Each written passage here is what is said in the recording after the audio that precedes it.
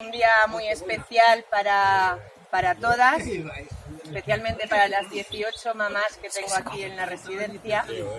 Queríamos estrenar, que no inaugurar, este jardín. Se ha insistido mucho con la comarca para que nos lo pudieran habilitar y la comarca de Sobrarbe junto al ayuntamiento de Aínsa ha conseguido que por fin esto sea una realidad y que podamos sacarle pues el máximo partido que se le puede sacar.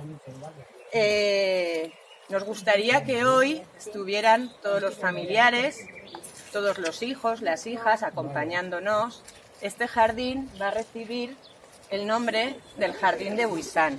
Así que, por favor, este aplauso va para todos los familiares, para todos los hijos, para Ayuntamiento, Comarca y para Jesús Buisán. ¡Te queremos!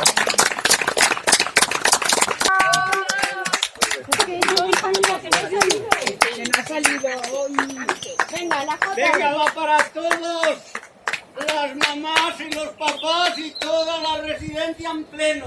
¿Y el vacío? Eso es. Venga. ¿Cuál le canto? La que tú quieras. El repertorio que tienes, la que quieras. Y el farol